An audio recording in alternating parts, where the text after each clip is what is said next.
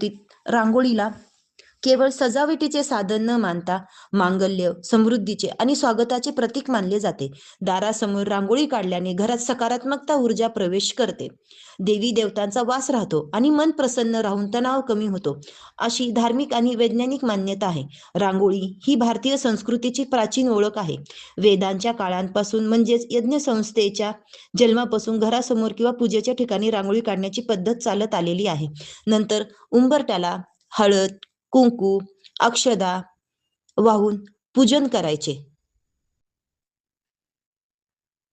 नंतर आपण धूप, दीप लावून उंबरठ्याचे पूजन करून घ्यायचे.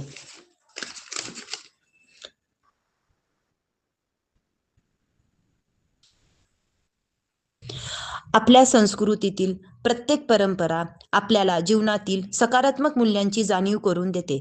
त्यामुळे या सुंदर परंपरा जपणे आणि पुढील पिढीपर्यंत पोहोचवणे ही आपली जबाबदारी आहे. तुम्हाला हा व्हिडिओ आवडला असेल तर लाईक, शेअर आणि चॅनलला सबस्क्राईब करायला विसरू नका. धन्यवाद.